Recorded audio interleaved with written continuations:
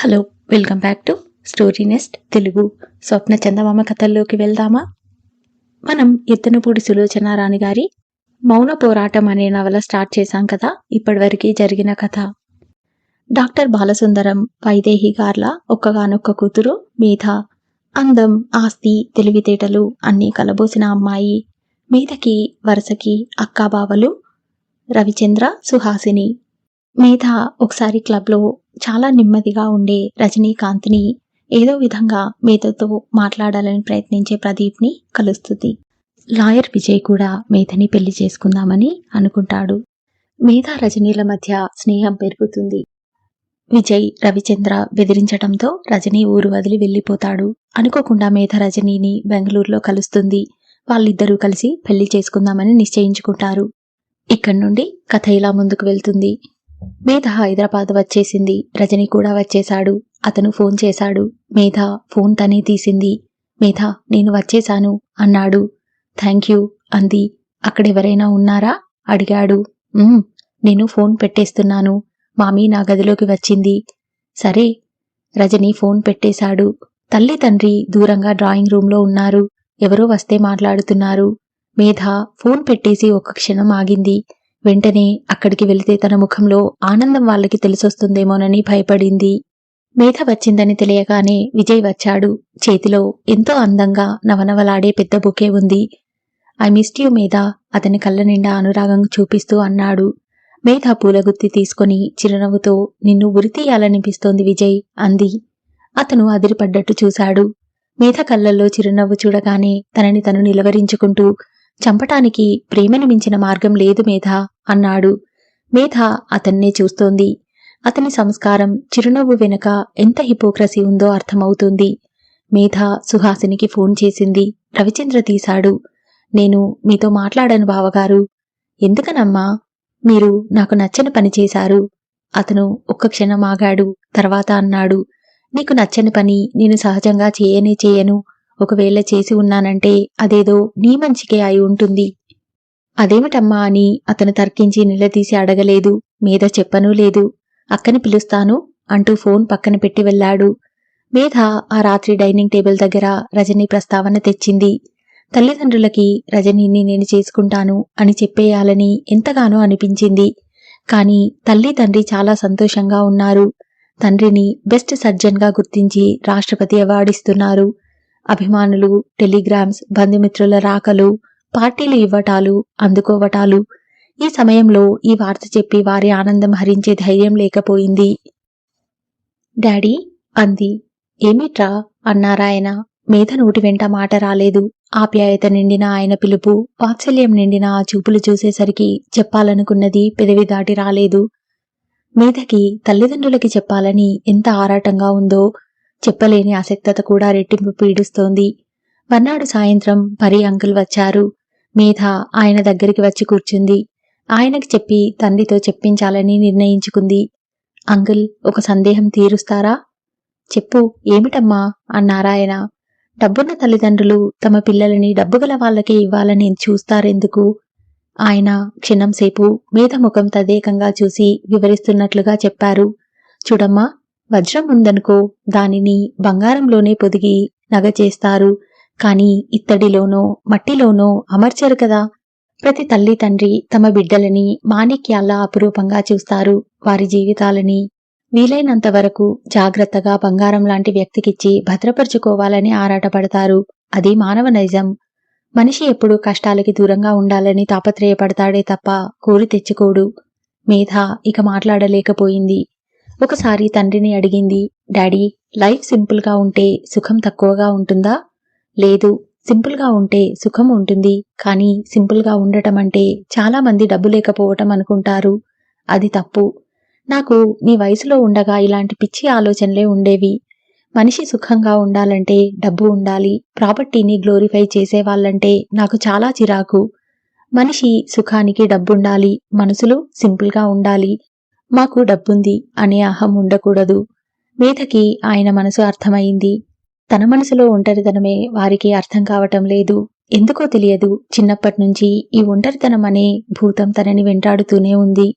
Mummy daddy ఏ పార్టీకో వెళ్తే ఇల్లంతా బావురుమంటుంటే తనకి ఆ ఇల్లు పెద్ద గుహలా, అందులో తను ఒక్కతి చిక్కుపడిపోయినట్టుగా అనిపించేది. చదువుకుంటూనో టీవీ చూస్తూనో కాలం గడపటానికి ప్రయత్నించేది. నిద్ర ఎందుకు రావటం లేదు అని ఆలోచించేది. తనేం చిన్నపిల్ల కాదే, తన వయసు పెరిగినా జ్ఞానం తెలిసినా ఈ ఒంటరితనం భూతం నుంచి తనని తాను విడిపించుకోలేకపోతోంది. ఎందుకని? నిద్ర రాదు, జస్ట్ రాదు అంతే. మమ్మీ డాడీ వచ్చిన కారు శబ్దం వినగానే నిద్ర మెల్లగా వచ్చేసేది. మేధ మెడిసిన్ 3వ సంవత్సరం చదువుతున్నప్పుడు తనకు తానే తల్లిదండ్రులకి తెలియకుండా సైకియాట్రిస్ట్ దగ్గరికి వెళ్ళింది. తన మనస్సు స్థితి చెప్పి నాలో సైకిక్ టెండెన్సీ ఏమైనా ఉందా అని అడిగింది. ఆయన పరీక్ష చేసి లేదు అన్నాడు. మీరు చాలా నార్మల్గా ఉన్నారు. మీరు ఒక్కరే సంతానం అవటం వల్ల, మీ మమ్మీ డాడీ పర్సన్స్ అవడం వల్ల మిమ్మల్ని ఒంటరితనం పీడిస్తోంది. ఈ ఆధునిక యుగంలో పిల్లలందరికీ ఇది ఒక కనిపించని భూతం అయిపోయింది. మీకు పెళ్లి అయి పిల్లలు పుట్టి మీ జీవితం మీకు వచ్చేవరకి అప్పుడు ఇంకేమీ ఉండదు అని బోధించాడు. నా జీవితం నాకు ఇప్పుడు కూడా ఉంది కదా. నేను పని లేకుండా కాలం ఎలా వెళ్లదీయటమా అని చూసి గడిపే మనిషిని కాదు. నేను మెడిసిన్ చదువుతున్నాను, టీటీ ఆడుతాను, డాన్స్ ప్రోగ్రామ్స్ ఇస్తాను, యూత్ సర్వీస్ సెంటర్ ఉంది. నాకు జీవితంలో సందడికేం తక్కువ లేదే అంది మేధ. అదంతా బయట సందడి. ప్రతి వ్యక్తిలో 2 జీవితాలుంటాయి. బయట వృత్తిపరంగా ఒక జీవితం, ఇంట్లో సంసారపరంగా మరో జీవితం. బయట జీవితం మనం బయటనే వదిలేసి వస్తాం. ఇంట్లోకి రాగానే బట్టలు మార్చుకున్నట్టు అది వదిలి మన అసలు రూపం ధరిస్తాం. ఇంట్లో మనకి నచ్చేవారు, మన మనసుని అర్థం చేసుకునేవారు, మన రాక కోసం ఎదురు చూసేవాళ్ళు మనకి ఉండాలి. మనిషికి మనిషి తోడు చాలా అవసరం. ఈ అవసరం చాలా వరకు మనిషికి పెళ్లి అనేది తీరుస్తుంది. పెళ్లి అయిన వారందరూ తృప్తిగా ఉన్నారంటారా? నేను చెప్పేది మామూలు వాళ్ళ సంగతి కాదమ్మా. పెళ్లి ఎందుకు చేసుకుంటున్నామో అర్థం చేసుకునే మీలాంటి చదువుకున్న వారి గురించి. పెళ్లి అనేది జీవితంలో మరో వ్యక్తి అంతర్లీనంగా కలిసిపోవాలి. నువ్వు పెళ్లి చేసుకునేటప్పుడు అన్నింటికంటే నీ మనసుకు నచ్చిన వ్యక్తినే చేసుకోవటం చాలా ముఖ్యం. అలా కాకపోతే నీ ఒంటరితనం నిన్ను జీవితాంతం పీడిస్తుంది. ఆ రాత్రి మేధ డైనింగ్ టేబుల్ దగ్గర భోజనం చేస్తుండగా తల్లికి తన సైకియాట్రిస్ట్ దగ్గరికి వెళ్లి వచ్చానని చెప్పింది. వైదేహికి మొదట కూతురు ఏం చెప్తుందో అర్థం కాలేదు. తర్వాత క్రమంగా అర్థమైన కొద్దీ నిలువునా నీరైనట్లుగా అయింది. తర్వాత చాలా పెద్ద గొడవ చేసింది. ఏమిటి? సైకియాట్రిస్ట్ దగ్గరికి వెళ్లి వచ్చావా? నిద్ర పట్టడం లేదా? అది కూడా ఒక సమస్యేనా? నాకు ఎన్నో రాత్రుళ్ళు సరిగా నిద్ర పట్టదు. నాలాగే ఎంతో మంది నిద్ర పట్టడం లేదని నాకు చెప్పారు. ఇదేం పెద్ద వ్యాధా? తండ్రి ఎప్పట్లాగానే మౌనంగా సీరియస్గా ఉన్నారు. ఆయన చిరాగ్గా అన్నాడు. అబ్బబ్బా వైదేహి, కాస్త దానికి ఇంతంత గొడవ చేస్తావు దేనికి?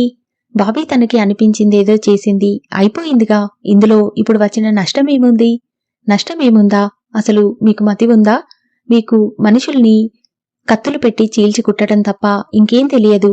సైకియాట్రిస్ట్ దగ్గరికి వెళ్ళిందని పొరపాటుగా ఎవరికైనా తెలిస్తే ఇక పెళ్ళవుతుందా? అసలే అందరూ ఈర్ష్యాద్వేషాలతో చూస్తున్నారు. ఎన్ని కథలు అల్లుతారో. అయినా వెళ్ళదలుచుకున్న దానివి ముందే నాతో ఎందుకు చెప్పలేదు అని వైదేహి ఏడ్చేసింది. వైదేహి, నువ్వు చాలా సిల్లిగా చేస్తున్నావు. బాబీ చిన్నపిల్లేం కాదు. తన విషయాలు తను బాగానే నిర్ణయించుకోగలదు. తను పెద్దదయింది. స్వయం నిర్ణయం చేసుకున్నందుకు మనం ఆనందించాలి, ప్రోత్సహించాలి. ఇలా గొడవ చేస్తావేమిటి నువ్వు? ఆయన భార్యని శాంతపరుస్తూ అన్నాడు. మేధకి తల్లి ఏడవటం చూస్తుంటే బాధగానే అనిపిస్తోంది. కాని మీద నుంచి ఒక పెద్ద భారం దింపుకున్నట్టు తేలికగా ఉంది. మేధ చెబితే తల్లి చచ్చినా తనని వెళ్ళనిచ్చేది కాదని నమ్మకంగా తెలుసు. సైకియాట్రిస్ట్ దగ్గరికి వెళ్లి వచ్చిన తర్వాత మేధకి చాలా నిశ్చింతగా అనిపించింది. తనని పీడిస్తున్న ఈ ఒంటరితనం అనేది ఒక వ్యాధి కాదు, తన జీవితంలో అనుభవిస్తున్న ఒక వెలితి మాత్రమే. మేధకి రజనీ పరిచయం అయిన తర్వాత ఈ బాధ ఎప్పుడూ అనిపించలేదు. ఈ బాధ రూపు లేకుండా గాల్లోకి కలిసిపోయింది. రజనీ గురించిన ఆలోచనలు, అతనితో కలిసి ఉన్నప్పుడు జరిగిన ప్రియమైన సంభాషణ, అతని చూపులు, అతనితో తర్కం, అతను లేనప్పుడు అవే గుర్తుకు వస్తూ తన మనసుకి ఆనందమిస్తూ తనకి అతని సమక్షంలోనే ఉన్నంత హాయిని కలగజేస్తున్నాయి. మేధ ఇంటికి వచ్చిన తర్వాత భోజనం చేస్తుంటే అతని ఆలోచనలే. అన్నం పరధ్యాసగా కిలుకుతుంటే తల్లి ఏమిటా తిండి అని మందలించేది. మంచం మీద పడుకుంటే అతని ఆలోచనలే మళ్ళీ. ఆలోచిస్తూనే దిండికు చెంప ఆనించి ఇట్టే నిద్రపోయేది. రజని తనకి ఆలంబనగా ఉన్నాడు. తను భిన్న వ్యక్తిత్వాలైన ఒక వ్యక్తిత్వంగా కలిసిపోయారు. మేధ మనసు విప్పి తల్లిదండ్రులతో ఇదంతా చెప్పగలిగే ధైర్యం లేదు, చనువు లేదు, నోరు విప్పి చెప్పటానికి అసలు మాటలే దొరకటం లేదు. తన భవిష్యత్ పట్ల ఉత్తుంగ తరంగాల్లో ఉన్న వారి ఆశలు తనకి తెలుసు. రాను రాను రజనీ విషయం వారి దగ్గర ఎత్తాలంటే బిరుకు అనిపించసాగింది. రజనీలో నీతో సరితూగగల అంశమేముంది అంటే ఏం చెప్పగలదు? అతనికి జీతం పట్టుమని 10 కూడా పూర్తిగా రాదు. 2 గదుల్లో కాపురం, ఒక పూట తింటే ఇంకో పూట ఉంటుందా అనే అనుమానపడే ఆర్థిక పరిస్థితి. మేధకి నిద్ర రావటం లేదు, భోజనం సహించటం లేదు, మానసికంగా ఆందోళనగా ఉంది. ఒక పక్క మూగగా ఏమిటి నీ నిర్ణయం అని ఎదురు చూస్తున్న రజని, మరోపక్క తనే సర్వస్వం అనుకునే తల్లిదండ్రులు. తన భవిష్యత్ పట్ల తనకంటే వారికే కలలు ఎక్కువగా ఉన్నాయి. సుహాసిని అక్కకి చెబుదామా అనిపించింది. రవిచంద్ర తల్లిదండ్రుల పక్షమే అనిపించింది. పరి అంకుల్, అక్క, బావ, డాక్టర్ అంకుల్ అందరూ తల్లిదండ్రుల పక్షమే. రజనీకి వ్యతిరేకులే. మేధ రజనీకి దూరంగా ఉండలేకపోతోంది.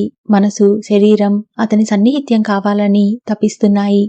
ఇంకేమీ అవసరం లేదంటున్నాయి. అతని ఒడిలో తలపెట్టుకుని కళ్ళు మూసుకుంటే ఎంత శాంతిగా ఉంటుందో. తల్లి తండ్రి డబ్బుతో పరువులో తూకం వేసి తెచ్చే వ్యక్తి తనకి అవసరం లేదు. ఒక పక్క రజనీకి పెళ్లి మాట గురించి చెప్పటం ఆలస్యం చేస్తున్నాననే వ్యథ. ఒక్కొక్క రోజు గడుస్తుంటే గంటలు, నిమిషాలు అతన్ని ఎంత ఆవేదనకి గురి చేస్తున్నాయో తనకి తెలుసు. మరోపక్క తల్లిదండ్రులు తన మీదనే ప్రాణం పెట్టుకుని బ్రతుకుతున్నట్టున్న వారిని మోసం చేస్తున్నాననే అశాంతి. వారి ఆశలకి తగ్గట్టుగా నేను ఉండటం లేదు. జరగబోయేదానికి వారెలా తట్టుకుంటారు? ఆ భయం భూతంలా వేధిస్తోంది. మేధ తల్లిదండ్రులతో ఆ ఇంట్లో ఉంటున్న శరీరం మాత్రమే అక్కడుంది. మనసు రజనీ దగ్గర ఉన్నట్టుగా అనిపిస్తోంది. ఈ 2 భావాల ఘర్షణ మధ్య నలిగిపోతోంది. మేధ ఎవరి చేతనైనా చెప్పిద్దామా అనుకుంది, కాదనుకుంది. తనే చెప్పటం నయం అనుకుంది, అదీ కాదనుకుంది. చివరికి చెప్పకుండా పెళ్లి చేసుకోవడం ఒక్కటే మార్గమని నిశ్చయించుకుంది. తెలిస్తే రజనీతో తన పెళ్లి జరగదని నిర్ధారణగా తెలుస్తోంది. మేధ రజనీ దగ్గరికి వచ్చింది. నేను మమ్మీ డాడీకి చెప్పలేను రజనీ అంది నిస్సహాయంగా. అయితే ఈ పెళ్లి వద్దు, నా గురించి మర్చిపో, ఈరోజే వెళ్ళిపోతాను అన్నాడు. అలా అనొద్దు, అతని నోరు చేత్తో మూసేసింది. రేపు సాయంత్రం లోపల నేనే ఏదో ఒక మార్గం ఆలోచిస్తాను అంది. నువ్వు చాలా బాధపడుతున్నావు, నాకు చావాలనిపిస్తుంది అన్నాడు రజనీ. అలా అనకు, ఇప్పుడు కొంచెమే బాధ, పెళ్లి అయితే ఇవి ఉండవుగా అంది. హఠాత్తుగా అతని దగ్గరికి వెళ్లి గుండెల మీద తల ఆనించి నువ్వు నాకు ధైర్యం ఇవ్వాలి రజనీ అంది. ఈ పెళ్లి అయినా కాకపోయినా నేను నీవాడినే అన్నాడు రజనీ. నేను కూడా అంతే అంది మేధ. ఒక దృఢ నిశ్చయానికి వచ్చింది. ఆ రోజు ఉదయం మేధ ఇంట్లోంచి సరాసరి విజయ్ దగ్గరికి వచ్చేసింది. విజయ్ కోర్టుకు వెళ్లే హడావుడిలో ఉన్నాడు. మేధని చూడగానే ఆనందంగా ఎదురు వచ్చాడు. విజయ్, నేను మమ్మీ డాడీ దగ్గర నుండి విడిపోయి బయటికి వచ్చేశాను. నాకిష్టమైన వ్యక్తిని ఎవరి ప్రమేయం లేకుండా సింపుల్గా పెళ్లి చేసుకుని నాకుగా నేను ఆ వ్యక్తితో స్వతంత్ర జీవితం గడపాలని అనుకుంటున్నాను. వివాహం కోసం అంత ఆడంబరం నాకు గిట్టదు అంది. ఏమిటి, నువ్వు ఇంట్లోంచి వచ్చేశావా అన్నాడు విజయ్. అవును, ఇంట్లోంచి వెళ్ళిపోతున్నాను అని చీటీ వ్రాసిపెట్టి వచ్చేశాను. ఈ క్షణం నుంచి నువ్వు నా లాయర్వి. నాకు నా తల్లిదండ్రుల నుండి రక్షణ కావాలి. విజయ్ ముఖం ఆనందంతో 1000 క్యాండిల్స్ బల్బులా వెలిగింది. మేధ ఇంట్లోంచి వచ్చేసింది. మ్యారేజ్ చేసుకుంటుందా? ఇలాంటిదేదో జరుగుతుందని అతను ఎదురు చూస్తున్నాడు.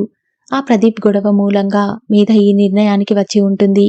ఓ ష్యూర్, ఈ నిమిషం నుంచి నువ్వు నా క్లయింట్వి. నీ మీద ఈగ వాలినా చంపేస్తాను. నిన్ను పువ్వులా కాపాడుకుంటాను. రా కూర్చో అన్నాడు కుర్చీ చూపిస్తూ. నువ్వు మమ్మీకి డాడీకి ఫోన్ చేశావంటే చూడు, నా సంగతి తెలుసుగా. నేను చేయనుగాక చేయను. నా క్లయింట్స్ని ఎలా రక్షించుకోవాలో నాకు తెలుసు. నీ పేరు మీద ఉన్న ఆస్తి నీకు తెలుసు. నాకు వచ్చే ఫీజు నాకు తెలుసు. ఫీజు నీ ఇష్టం, నేను కాదనను. థ్యాంక్ యూ, కూర్చో. కాఫీ తాగుతావా? మీద కూర్చుంది.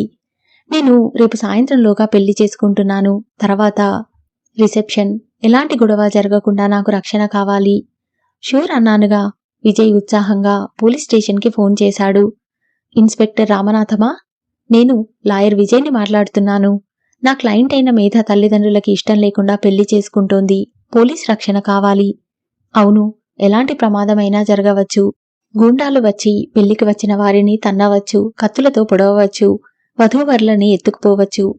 పెళ్లి పందిరి తగలబడవచ్చు, డాక్టర్ గారి స్వయంగా వచ్చి రివాల్వర్తో షూట్ చేయవచ్చు. ఈ ప్రమాదాలన్నింటికీ మీరు రక్షణ ఇవ్వాలి. Okay, thank you. ఫోన్ పెట్టేసి విజయ్ పెదవులు పూర్తిగా విచ్చుకునేలా నవ్వుతూ, మేధా ఇక నిశ్చింతగా ఉండు. ఇప్పుడే 2 కానిస్టేబుల్స్ ని నేను బాడీ గార్డ్స్ గా పంపిస్తామని అన్నాడు. రామనాథం నీకు తెలుసుగా, చాలా గట్టి మనిషి అన్నాడు. Thank you. అయితే నేను ఇప్పుడే ఇక్కడికి రజనీని రమ్మనమని కబురు చేస్తాను అంది. రజనీయా? రజనీ ఏమిటి? అతనెక్కడున్నాడో? ఈ ఊర్లోనే ఉన్నాడు. అతనెందుకిక్కడికి? అతను రాకపోతే నాకు పెళ్ళెలా అవుతుంది? నేను అతన్నే పెళ్లి చేసుకుంటున్నాను. వాట్? నేను రజనీ పెళ్లి చేసుకుంటున్నాం. నువ్వు మా కోసం చేసిన రక్షణ ఏర్పాట్లకి థ్యాంక్స్ విజయ్. అంతవరకు సంతోషంగా, ఎంతో ఆనందంగా ఉన్న విజయ్ ముఖంలో నవ్వు అస్తమిస్తున్న సూర్యబింబంలా క్రమంగా కుంగి రాను పూర్తిగా కనిపించకుండా మాయమైంది. ఏమిటి? నువ్వు రజనీ పెళ్లి చేసుకుంటున్నారా? అవును విజయ్, నువ్వు నన్ను కంగ్రాచ్యులేట్ చేయవు? విజయ్ ముఖం రక్తపు చుక్క లేనట్టయింది. నువ్వు నన్ను చేసుకోవాలని అనుకోవట్లేదా?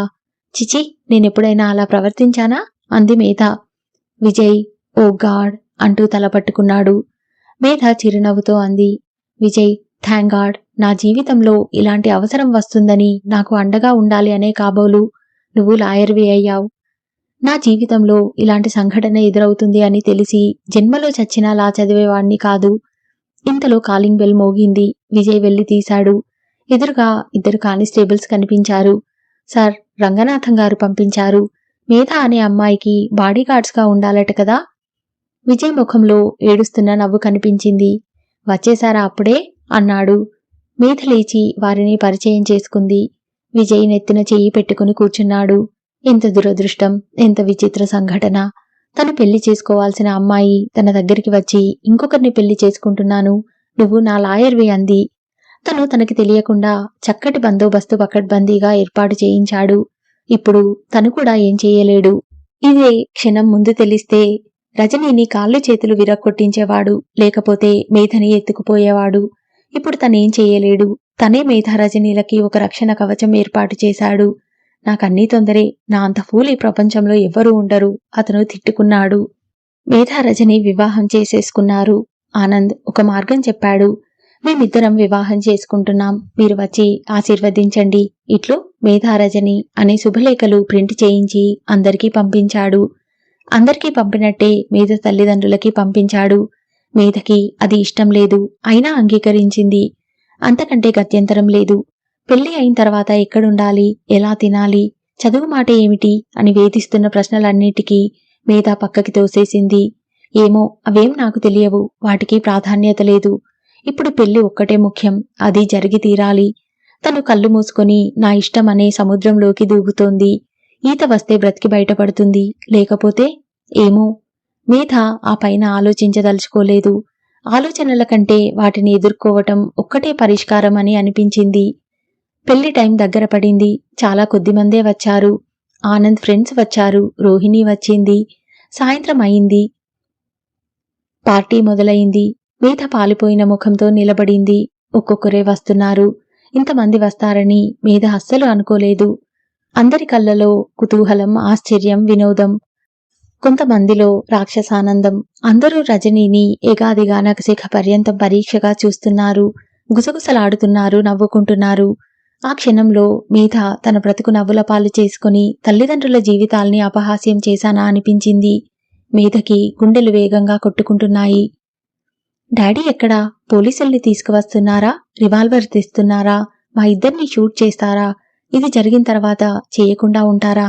తనది రజనీది ఇద్దరి శవాలు ఒకే చితి మీద, ఒకే మండపం మీద కళ్ళ ముందు కనిపిస్తోంది. పార్టీ ముగుస్తుండగా వరమ్మ వచ్చింది. మేధ ఎదురు పరిగెత్తింది. వరమ్మ, మమ్మీ డాడీ ఏరి? ఏమంటున్నారు? సాయంత్రం ఫ్లైట్లో బొంబాయి వెళ్లారమ్మా. బొంబాయి వెళ్లారా? అవును. శుభలేఖ అందిందా? ఎందుకు అందలేదు? ఆనంద్ బాబు స్వయంగా వచ్చి ఇచ్చాడు కదా. డాడీ ఏమన్నారు? అమ్మగారు అది చూసి ఏడ్చి గోల చేస్తుంటే అయ్యగారు రివాల్వర్ తెచ్చి, ఒక్క మాట మాట్లాడావా నిన్ను షూట్ చేసి నేను చేస్తాను అన్నారు. పెట్టి సర్దుకో, మనం బాంబే వెళ్తున్నాం అన్నారు. ఇద్దరూ వెళ్ళిపోయారు. ఏమిటి, బాంబే వెళ్ళిపోయారా? వాళ్ళని ఇంత బాధ పెట్టిన తనని ఒక్క మాట అనకుండా అలా మౌనంగా వెళ్ళిపోవటం వాళ్ళు తిట్టిన దానికంటే కొట్టిన దానికంటే షూట్ చేసిన దానికంటే బాధగా అనిపించింది. మేధ ముఖంలో రక్తపు బొట్టు లేనట్టయింది. మేధ తూలి పడబోతుంటే రజని పట్టుకున్నాడు. విజయ్ రోహిణికి ఫోన్ చేశాడు. హలో, రోహిణియే పలికింది. నేను విజయ్ని మాట్లాడుతున్నాను. విజయ్? రోహిణికి పట్టలేని ఆనందంగా అనిపించింది. అతను తనకి తానుగా ఫోన్ చేయటం ఇదే మొదటిసారి. పెళ్లి బాగా జరిగిందా? ఆ అంది రోహిణి. అతను క్షణం ఆగి అడిగాడు. రోహిణి, నువ్వు ఖాళీగా ఉన్నావా? నేను నీ దగ్గరికి వస్తాను. రా విజయ్, ఇంట్లో ఎవరూ లేరు. అన్నా వదినా సినిమాకి వెళ్లారు. నేను ఎదురు చూస్తుంటాను. నువ్వు కాఫీ తాగుతావా, టీ తాగుతావా? షర్బత్ ఉంది, నేనే చేశాను, పైనాపిల్ది, నీకిష్టం కదా అంది. నేను నీ దగ్గర కాసేపు కూర్చుంటాను. రా విజయ్, ఎదురు చూస్తుంటాను. రోహిణి కంఠం గద్గదికంగా అయింది. అతను వెంటనే ఫోన్ పెట్టేయలేదు. కాస్త ఆగి అన్నాడు. రోహిణి, నేను నేను నిన్ను చాలా మాటలు అన్నాను. అవి నీకు గుర్తున్నాయా? ఇంత క్రితం వరకు గుర్తున్నాయి, ఈ క్షణం నుంచి ఉండవు. ప్రామిస్, రోహిణి ఆనందంగా అంది. నేనిప్పుడే వస్తున్నాను అన్నాడు విజయ్. రోహిణి అద్దం దగ్గరికి వెళ్లి ముఖం చూసుకుంది. ఆ కళ్ళు ఆనందంతో వెర్రిగా తమని తాము నమ్మలేనట్లు చూస్తున్నాయి. ఆ కళ్ళలోకి విజయ గర్వం వచ్చింది. అంతక్రితం అతని చేత పడిన అవమానాలన్నీ ఆ నిమిషంలో ఓదార్పు దొరికింది. మేధ, డబ్బు, చదువు, సుఖాలు, అంతస్తులు, వీటికంటే తనని ప్రేమించే మనిషే చాలా ముఖ్యమని నమ్మింది. అందుకే చాలా ఆత్మస్థైర్యంతో తనకి నచ్చిన తనను కావాలని కోరుకున్న రజనీని పెళ్లి చేసుకుంది. పెళ్లి అవగానే ఇద్దరూ ఒక ఇల్లు తీసుకున్నారు. రజనీకి మేధ అంటే ఎంత ఇష్టమో పెళ్లి అయిన తర్వాత అర్థమైంది. వారిద్దరూ సంసారం 3 గదుల్లో ప్రారంభమైంది. ఇవి రైలు డబ్బాలు, మనం ఇందులో ప్రయాణికులం అనేవాడు రజని. మేధ భక్కుమని నవ్వినా వెంటనే సీరియస్ గా ముఖం పెడుతూ, అబ్బా ఆ ఉదాహరణ చెప్పకు, ఇంకేదైనా చెప్పు అనేది. తనకి వంట రాదు, రజనీయే నేర్పాడు. మేధ కత్తిపీట ఎదురుగా పెట్టుకుని కూరగాయల చెక్కులు పెద్దగా తీస్తుంటే రజని వెనుక నుంచి నిలబడి మేధ చేతులు పట్టుకుని చెక్కు పలచగా ఎలా తీయాలో, ముక్కలు సుతారంగా ఎలా తరగాలో నేర్పించేవాడు. మేధ చెక్కు తీసి రజనీ బుగ్గలకి రాసేది. అబ్బా, అతను తన చెంపని మేధ చెంపలకి పులిమేవాడు. ఈ అల్లరికి శిక్ష ఏమిటో తెలుసా అంటూ మేధని అమాంతం చేతులతో ఎత్తేసి తీసుకువెళ్లి మంచం మీద పడుకోబెట్టి గంట అయ్యేవరికి దిగకూడదు అనేవాడు. అతనే వంట చేసేస్తుంటే మేధ మంచం మీద నుండి లబలబలాడేది. రజనీ, నేను దిగి వస్తాను. రావద్దన్నానా? వస్తానమ్మా. రావద్దమ్మా. నాకు ఇల్లంతా తిరిగి గంతులు వేయాలని, డాన్స్ చేయాలని ఉత్సాహంగా ఉంటే నువ్వేమిటి ఇలా మంచం మీద ముసలమ్మలా కూర్చోమంటావు? దిగి వస్తాను.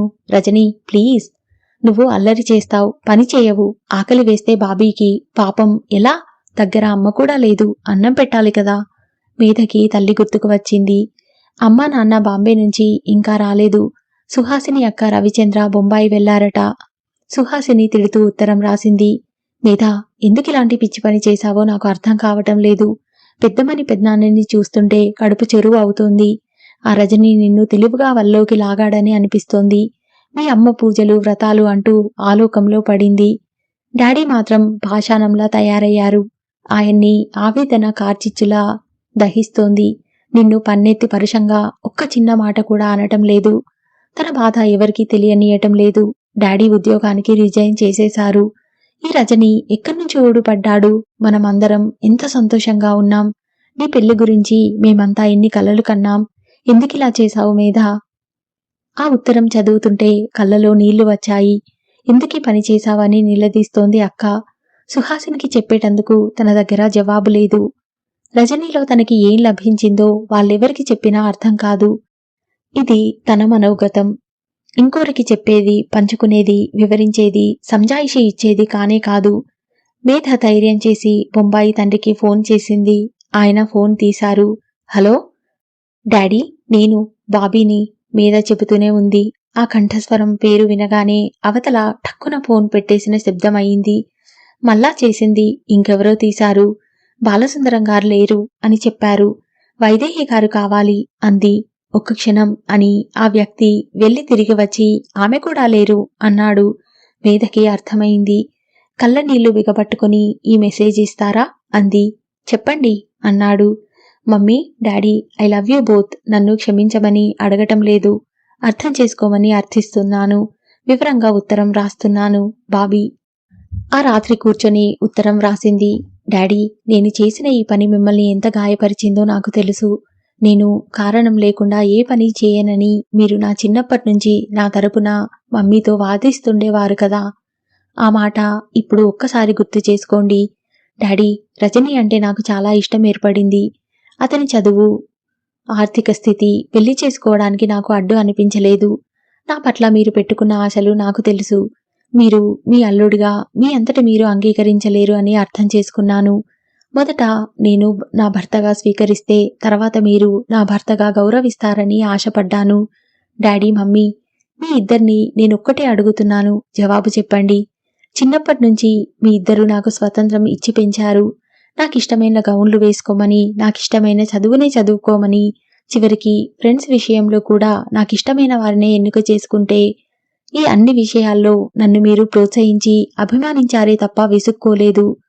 ఒక్కరోజు కూడా నాతో, నా ఫ్రెండ్స్తో నేనెలా ప్రవర్తిస్తున్నానో, ఎక్కడ తిరుగుతున్నానో మీరు చెక్ చేయలేదు. ఒకసారి నేనే అడిగితే నువ్వు మాకంటే జాగ్రత్తగా ఉంటావురా, ఆ సంగతి మాకు తెలుసు, అందుకే మాకు నిశ్చింత అన్నారు. నేను ఏనాడు వాటికి భంగం కలిగించేటట్టు ప్రవర్తించలేదు.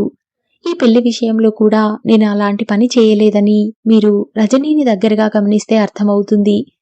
తల్లిదండ్రులు పిల్లలకి పెళ్లి ఎందుకు చేస్తారు? వారు సుఖంగా ఉండాలనే కదా. మీకు కావలసింది నా సంతోషమే అయితే నేను చాలా సుఖంగా ఉన్నాను డాడీ.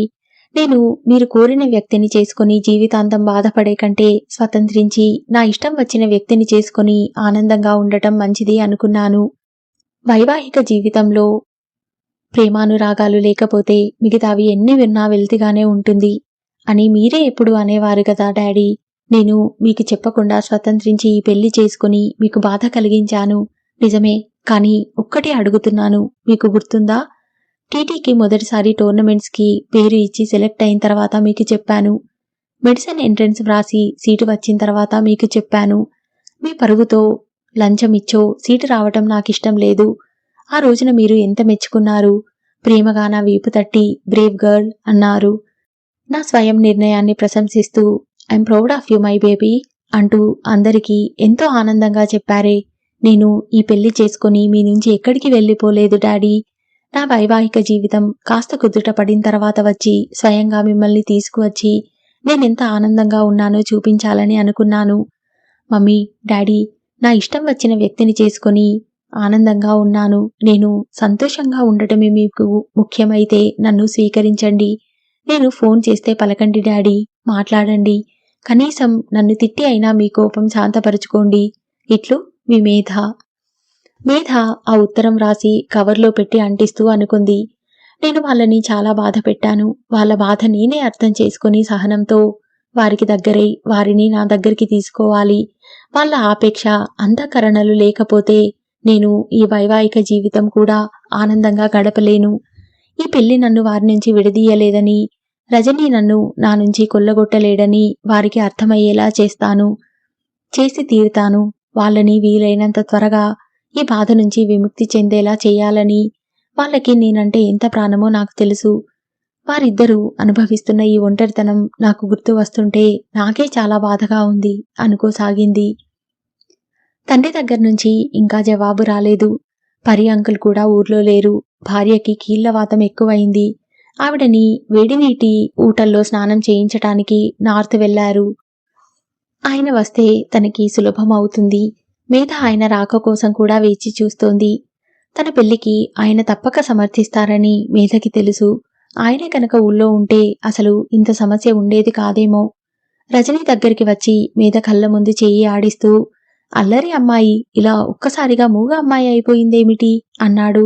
పనిష్మెంట్ టైం అయిపోయింది, తమరి ఇక మంచం దిగవచ్చు అని ఆదేశించాడు.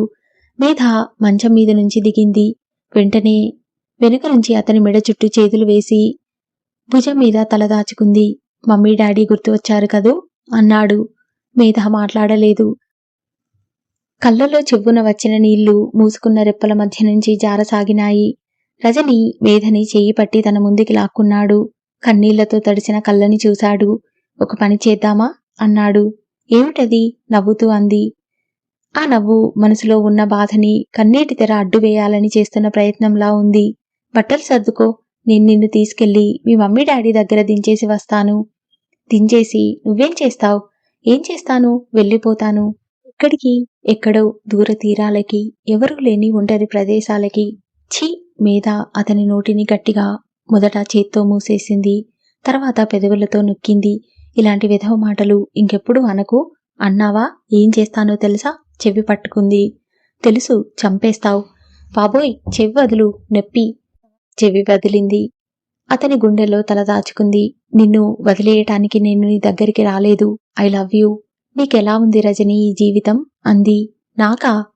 నీ సమక్షంలో ఉంటే ఎత్తైన హిమాలయాల మధ్య మానస సరోవరం ఒడ్డున హాయిగా, నిర్మలంగా. ఆపు బాబు, నువ్వు మరీ అలా చెబుతుంటే నాకు భయం వేస్తుంది. భయమా? ఎందుకు? భయం కాదా మరి? మరీ అంత ఎత్తున అంటే భయం. మేధ అతని భుజం మీద తల ఆనించి ఆ ఇంటిని కళ్ళతో కలియజూస్తూ, ఈ భూగోళం మొత్తం మీద ఈ చిన్న ఇల్లే నాకు ఆనందంగా అనిపిస్తోంది. నాకిక్కడ ఎంతో ఆనందంగా, ప్రశాంతంగా ఉంది అంది. రజని నవ్వుతూ మేధ తలని గుండెలకి అదుముకున్నాడు. మేధ బయట్నుంచి అప్పుడే ఇంటికి వచ్చింది. వేచి చూస్తున్న రజని ఒక్క అంగలో దగ్గరికి వచ్చి భుజాలు పట్టుకుని కదిపేస్తూ, ఇంతసేపు ఎక్కడికి వెళ్ళావ్? నేను హడలి చచ్చిపోతున్నాను అన్నాడు. భయపడుతున్నావు? నేను అనుకుంటూనే ఉన్నాను. మధ్యాహ్నం నువ్వు వెళ్ళిన తర్వాత ప్రభాకర్ వచ్చాడు. అతని చెల్లెలికో ప్రాబ్లం వచ్చింది. గుడ్ బై కదూ. కొంచెం మంచినీళ్ళు ఇయ్యమ్మా అంది. అతను వెళ్ళి మంచినీళ్లు తెచ్చాడు. గ్లాస్ ఎత్తి చూపిస్తూ, ఈ నీళ్లు నీ నెత్తిన పోయాలనిపిస్తోంది అన్నాడు. ఏయ్ ఓయ్, 6 నెలలు సహవాసం చేస్తే వారు వీరవుతారట. నా బుద్ధులు నీకు వచ్చేస్తున్నాయి. మేధ బ్యాగ్లోంచి పుస్తకం తీసి ఇచ్చింది. అరవింద మహర్షి వ్రాసిన పుస్తకం అది. నువ్వు మొన్న ఆ షాప్లో అడిగితే లేదన్నారుగా. నేను ప్రభాకర్ వస్తుంటే పుస్తకాల షాప్ వచ్చింది. నేను అందులోకి పరిగెత్తాను. ఇది కనిపించింది, తెచ్చాను. అఫ్కోర్స్ నా దగ్గర డబ్బులు తక్కువ పడితే ప్రభాకర్ అప్పు ఇచ్చాడు. అతనికి 20 రూపాయలు ఇవ్వాలి మనం, గుర్తుపెట్టుకో అంది. రజని ఏ పుస్తకం తీసి నోట్ రాశాడు. మేధ వంట ఇంట్లోకి వెళ్ళింది. టీ తాగలేదా? అసలు గుర్తులేదు. నువ్వు రాలేదు. ఏం చెయ్యాలా అని ఆలోచిస్తున్నాను.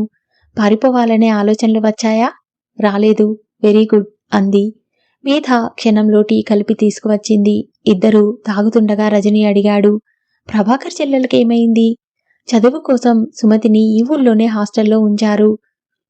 గిరి అనే అబ్బాయితో ఎఫ్ఐఆర్ మొదలయ్యింది. అతను పెళ్లి చేసుకుంటాను అని చెప్పాడట. అతని రూమ్కి వెళ్లి రావటం జరిగింది. ప్రెగ్నెంట్ అయింది. 5వ నెల. ఈ విషయం తెలిసిన ప్రభాకర్ అతనికిచ్చి పెళ్లి చేద్దామని వెళ్ళాడు. తీరా ఎంక్వైరీ చేస్తే అతనికి పెళ్లి అయిందని, 2 పిల్లలు అని, ఆ అమ్మాయి కర్నూల్లో టీచర్గా చేస్తోందని తెలిసిందట. ఈ సంగతి తెలియగానే ప్రభాకర్కి మతిపోయింది. డాక్టర్ దగ్గరికి వెళ్తే అబార్షన్ వీలు కాదని అంది. ఏం చేస్తారిప్పుడు? ప్రస్తుతానికి ఉమెన్స్ హాస్టల్లో ఉంచాం. సుమతి ఒకటే ఏడుపు. ఈ ప్రపంచంలో ఇలా చాలా మోసాలు జరుగుతూనే ఉంటాయి. అది మనసుకి తీసుకోవద్దని ప్రభాకర్ నేను చెప్పాం. ప్రభాకర్కి పాపం సుమతి అంటే ప్రాణం. ఆఖరి చెల్లెలు, పెద్ద అక్కలిద్దరికీ చదువులేదు. ఈ అమ్మాయిని చదివించాలని ఎంతగానో అనుకున్నాడు. సుమతి ఏమీ అఘాయిత్యం చేయకుండా చూస్తుండమని వార్డెన్కి గదిలో ఉన్న మరో అమ్మాయికి చెప్పి వచ్చాం. ఏమిటో, వేసుకునే వారినెత్తినే బాధ్యతలు పడతాయి. ప్రభాకర్కి చిన్నప్పుడే తండ్రి పోయాడు. పెద్దక్కని భర్త వదిలేశాడు. చిన్నక్కకి భర్త పోయాడు. సుమతి జీవితం కూడా ఇలా అయింది. పైనుంచి ఇంట్లో 2 మేనత్తలు. ఒక ఆమెని కొడుకు చూడడు. ఇంకో ఆమెకి పిల్లల్లేరు. భర్త 2వ పెళ్లి చేసుకున్నాడు. బాగుంది. అంతమంది ఇంట్లో ఉంటే నాకైతే పిచ్చెక్కుతుంది అన్నాడు రజని. నాక్కూడా అంతే అనిపిస్తుంది. కాని ప్రభాకర్ ముఖంలో చిరునవ్వు చెక్కు చెదరలేదు. ఏం చేస్తాం? బాధ్యతలు ఎవరినెత్తున తోస్తాం? అంతా నా వాళ్లే కదా అంటాడు. మేధ గభాలన లేచింది. ఏమిటి? కంగారుగా అడిగాడు. ఈరోజు రవీంద్ర భారతిలో ప్రోగ్రాం ఉంది. మనం చూడ్డానికి వెళ్దామనుకున్నాం. మర్చిపోయావా? నాకెక్కడికి వెళ్లాలని లేదు అన్నాడు. ఎందుకని? వెళ్ళినప్పటినుంచి ఎవరో ఒకరు కనిపిస్తారు, ఏదో ఒకటి అంటారు. నువ్వైతే ఠపీమని జవాబు చెబుతావు. కానీ నాకైతే బాధగా ఉంటుంది. మేధ అతని వైపు దీక్షగా చూసింది. ఎన్నాళ్ళిలా ఇంట్లో దాక్కుంటాం అంది. కొన్నాళ్ళు, కొద్ది రోజులు గడిస్తే వాళ్ళు మర్చిపోతారు. ఓకే అంది. రజని అడ్వర్టైజ్మెంట్స్ రాయసాగాడు. మేధ దగ్గర కూర్చొని చూస్తోంది. రజని ఒక విషయం మీద మనసు లగ్నం చేశాడంటే ఇక చుట్టుపక్కల ఏమవుతుందో పట్టించుకోడు. ఇది అతని ప్రత్యేకతే కావచ్చు, బలహీనత కూడా అవ్వచ్చు. మేధ కాసేపు అటు ఇటు తిరిగింది. లేవలేదు. వచ్చి అతని తల మీద చెయ్యి వేసి జుట్టు రేపింది. అల్లరి చేయొద్దు, పని పాడవుతుంది అన్నాడు. ఆ చెయ్యి గట్టిగా పట్టుకుని లాక్కుని గుండెల దగ్గర బిగించి పట్టుకున్నాడు. బోర్ కొడుతోంది. రవీంద్ర భారతికి వెళ్దామా? పని చేసుకుంటూనే అన్నాడు. వద్దు. మరేం చేద్దాం? నువ్వు పని చేసుకుంటున్నావుగా, నువ్వు చెప్పు. ఎందుకంత పని చేస్తావు? పనే నా ఊపిరి, పనే నా జీవితం అన్నట్లు బోర్గా. పని చేయకపోతే మనకి భోజనం ఎలా? ఆకులు తిని బ్రతుకుదాంలే. ఇంటద్దెవరిస్తారు? రైల్వే స్టేషన్లో ఉందాంలే. ఛీ, అలాంటి మాటలనకు. రైల్వే స్టేషన్లో ఇల్లు లేకుండానే బాబీ ఉండలేదుగా. బాబీ నేర్చుకుంటుందిలే. అతను మాట్లాడుతూనే రాయటం పూర్తి చేశాడు. తర్వాత భోజనం చేసి సినిమాకి వెళ్దాం పదా అన్నాడు లేస్తూ. సినిమాలని తిడతావుగా, నీకు బోరుగా. ఏం చేయను, నీ సనుగుడు బోరు కంటే అదే భరించటం నయం అన్నాడు. మేధకి సంతోషం కలిగింది. మేధ రజనితో కలిసి జీవితం ప్రారంభించిన తర్వాత ఒక అనూహ్యమైన స్వేచ్ఛని, అందులో గల ఆనందాన్ని అనుభవించసాగింది. ఇక్కడ నౌకర్లు ఎలా చూస్తారో అని భయం లేదు. చీటికి మాటికి వచ్చి చిరాకు పరిచే అతిథులు లేరు. చిన్న ఇల్లు అయితేనేం, అందులో ఎనలేని ఆనందం. పనులు ఇద్దరూ పంచుకొని కొన్ని కలిసి కొన్ని చేసుకుంటారు. నవ్వులతో, సరదాలతో, చిలిపి పనులతో ఒకరిని ఒకరు ఏడిపించుకోవడంతో ఆ పనులు సునాయాసంగా, అవి కూడా ఒక ఆనందంగానే జరిగిపోతాయి. ఎప్పుడు ఎక్కడికి కావాలంటే అక్కడికి వెళ్ళిపోగలరు. కాలానికి వాళ్ళు బంధీలు కారు.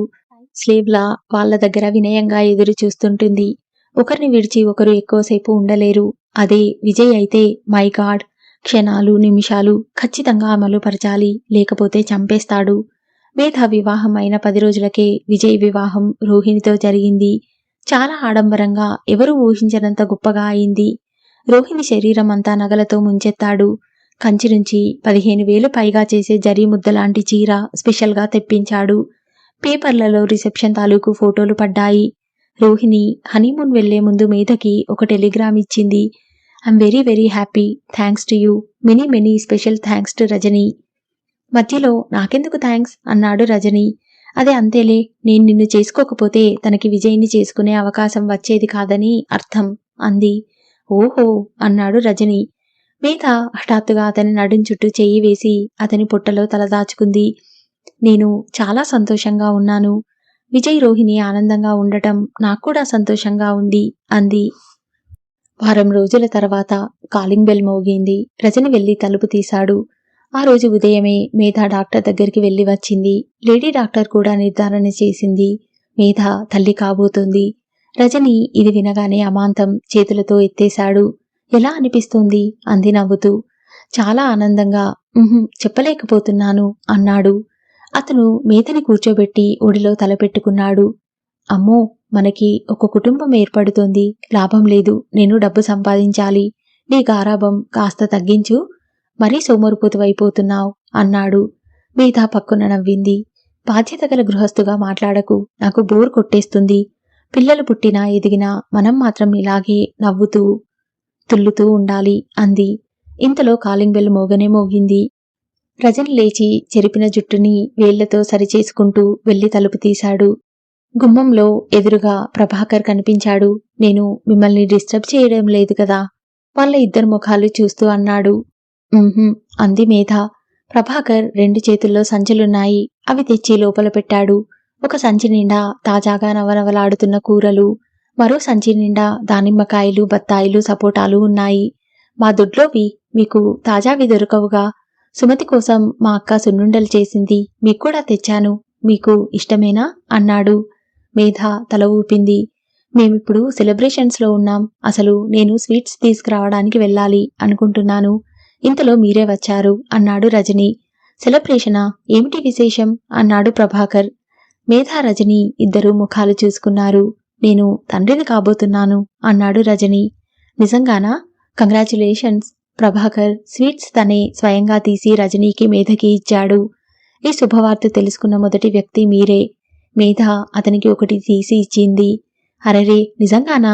ప్రభాకర్ ముఖం ఆనందంతో వెలిగిపోయింది. మేధ అతన్ని కూర్చోమని వెళ్లి కాఫీ చేస్తోంది. రజని వెంటే లోపలికి వచ్చాడు. ఇతను కాస్త ఆగి వస్తే బాగుండేది, మన ఆనందం పాడు చేశాడు రజని సనిగాడు. పాపం అలా అనకు, చాలా మంచివాడు.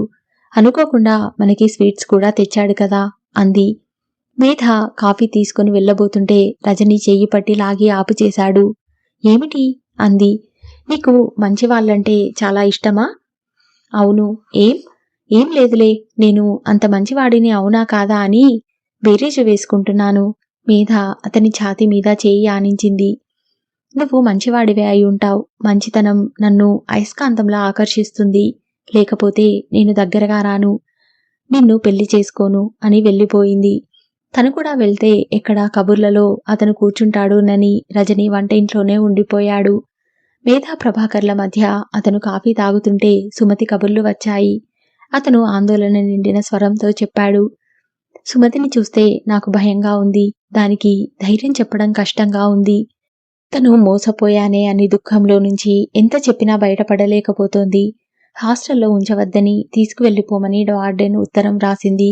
మొన్న పిట్టగోడ మీద నుంచి దూకి పడతానని ప్రయత్నించిందట. అదృష్టవశాత్తు ఒక అమ్మాయి చూసి ఆపింది. మా పెద్దత్తయ్యని తీసుకువచ్చి ఇక్కడే ఏదో ఒక చిన్న ఇల్లు తీసుకుందామని అనుకుంటున్నాను. డెలివరీ అయ్యే వరకు ఎవరికీ తెలియకుండా ఏదో ఒక తంటాలు పడాలి. సుమతి మనసు చాలా బేలగా అయిపోయింది. ఏమిటో ఈ ఆడపిల్లలు, మనసు అనేది ప్రాణం కంటే విలువైంది అని తెలుసుకోకుండా పనికిరాని పదార్థంలా పారేసుకుంటారు. తర్వాత ఒకటే బాధపడతారు. వాళ్ళ అజ్ఞానం, అమాయకత్వం చూసి జాలేస్తుంది తప్ప కేకలు వేయటానికి కూడా నోరు రాదు. వాళ్ళు మనసు విలువ వాళ్ళు తెలుసుకోనంత కాలం ఈ ఆడపిల్లలకి ఈ బాధలు తప్పవు అన్నాడు. మేధ సానుభూతిగా చూసింది. అసలే అతనికి ఎన్నో సమస్యలు, పైనుంచి సుమతి సమస్య ఒకటి కొత్తగా ఎదురైంది. వంట ఇంట్లోంచి గాజు గ్లాసు టింగ్ టింగ్ మని చప్పుడు అయింది. దాని అర్థం రజనీ మేధని ఇక కబుర్లు చాలించు అని సంకేతం ఇస్తున్నాడు. ఎవరైనా వస్తే ఒకరు కూర్చొని సోది పెడితే మరొకరికి నచ్చక బోరు కొడితే అలా గ్లాస్ని వేళ్ల గోళ్లతో టింగ్ టింగ్ మని కొట్టి సంజ్ఞ ఇస్తే ఆ వ్యక్తితో మాటలు ఆపేసి ఆ క్షణం పంపేయాలని ఇద్దరూ అనుకున్నారు. మేధ వంట ఇంట్లో నుంచి గాజు గ్లాసు టింగ్ టింగ్ మని వినిపించగానే మాటలు ఆపేసి గడియారం వంక చూసింది. అబ్బా, టైం చాలా అయిందే అంది. అవునవును, నేను చాలాసేపు కూర్చుండిపోయాను సుమా. ప్రభాకర్ నొచ్చుకుంటూ లేచాడు. నేను కూడా సుమతితో చెబుతానులేండి అంది మేధ. తప్పకుండా చెప్పండి ప్లీజ్, మీరు ఓదార్పు మాటలు బాగా చెబుతారు. మీకు నా కృతజ్ఞతలు. అప్పటికే మీరు నాకు చాలా సాయం చేశారు. లేడీ డాక్టర్కి చూపించడం, మాట్లాడటం అదంతా నా వల్ల అయ్యేది కాదు. మా ఇంట్లో అక్కయ్యలు, అత్తయ్యలు ఉన్నారంటే వారికి ఏడవటం, భయపడటం తప్ప ఇంకోటి రాదు. ఒక్కోసారి వారి భయాలతో నాకు పిచ్చెక్కిస్తుంటారు. వస్తాను. అతను వెళ్ళబోయి తిరిగి వచ్చాడు. చెప్పటం మర్చిపోయాను అన్నాడు. ఏమిటది? మీకు నచ్చుతుందో లేదో ఇది చూడండి. అతను జేబులో నుంచి కాగితాలు తీస్తూ అన్నాడు. వంటగదిలో నుంచి మళ్ళా గాజు గ్లాసు టింగ్ టింగ్ మని వినిపించింది. ఆ చప్పుడు ప్రభాకర్ వింటాడేమోనని ఆదుర్దాగా ఉంది. రేపు వింటాలేండి, నాకు కాస్త పనుంది అంది. ఒక్క నిమిషం, నేను మళ్ళీ మా ఊరు వెళ్ళిపోతున్నాను. ప్రభాకర్ జేబులో నుంచి కాగితం తీసి మేధ చేతికి ఇచ్చాడు. మా ఊళ్ళో మాకు తెలిసిన వాళ్ళు ఇది పెట్టారు. వాళ్ళకి ఇది ఎలా అమ్మాలో తెలియటం లేదు. మీరేమైనా కాస్త సాయం చేస్తారేమోనని ఆ కాగితం తీసి చూసింది. లక్ష్మీ అగరబత్తి కంపెనీ అని ఉంది. ప్రభాకర్ ఒక అగరబత్తి ప్యాకెట్ కూడా తీసి ఇచ్చాడు.